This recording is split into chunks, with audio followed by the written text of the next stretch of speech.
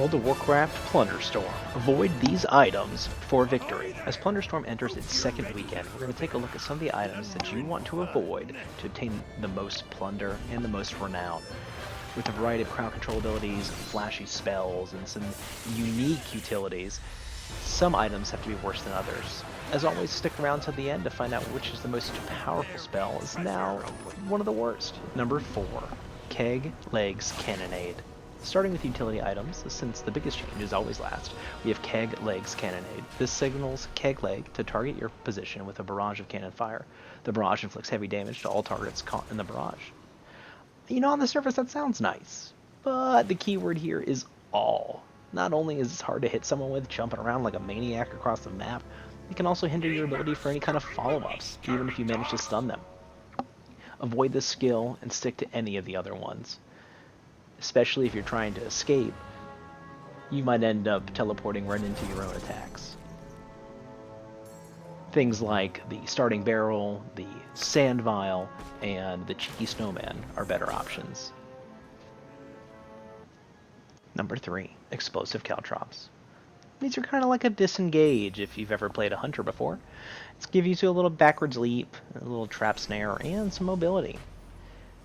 The problem though, even though it can disengage you from a fight, it's kind of lackluster in this particular category. The spike traps, Fey Form, stealth, they're all better picks. Heck, even if you hit somebody with the caltrops, they'll just take minor damage, and then they're briefly slowed. This can also be avoided since the area that the caltrops are in is just very small. The Fey and stealth skills will also get you out of them immediately, negating your use. The movement's also kind of wonky. It stops your forward progress and launches you up and backwards. All the other items in this category are better suited. Number 2, Earthbreaker. Well, this item can be used for setup, and it's even recently received itself a nice little buff to crowd control immunity. The cast time is still slow, the damage is moderate, and the ability is really tough to hit if not followed up with a combo. Items like the Searing Axe, the Toxic Smackerel do way more damage up close, have a shorter cooldown, and are a lot more suited for the fast style gameplay. Furthermore, the Mana Orbs, the Rhyme Arrow, and the Archon spells provide distance for poking and healing interrupts. There are plenty of other better options. Last but not least, everyone's favorite, Fire Whirl, number 1.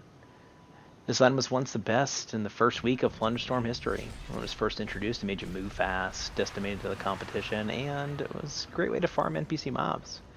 Sadly, the skills are already run into some problems. Apparently it was so good, it even had some nerfs in the first couple days. These nerfs included movement speed reduction, as well as a damage reduction. 70% for movement speed and 20% for the damage reduction. Now, the Fire Whirl is really an item you gotta stay away from. You can easily be CC'd out of the skill, you move slowly now, and you hardly do any damage. Not to mention, this item provides forced mobility, and while it's not terribly hard to control, it can still unintentionally send you into the storm, a trap, or even enemy players. Not to mention, its often overlooked downside is that the Fire Whirl is hugely noticeable from a distance. This can give away your position and make you an easy mark for the rest of the lobby. Another thing that's not really explained well in the tooltip is that it has a brief cast time. This slight cast time gives the opportunity for everyone else to notice your charge up and to counter it with any kind of utility skill, whether it's a repel or, in this scenario, the nice whirl to keep you stunned. Unfortunately, this is something you're going to need to stay away from if you want to do better and collect the most plunder and have the most chance for success at victory. Stay away from it if you want to win. Hopefully this information can serve you well in preparation for plundering the last little bit of renown before the limited time game mode goes away. And until next time, continue to play improper. If you enjoyed stuff like this and you want to see some more, or I'll be back on a relatively consistent schedule to give you additional updates for Plunderstorm, World of Warcraft, Keystone Hero challenges and guides, We're really focused on what doesn't work and how we can make it actually be a usable and viable class. We hope to see you in the future.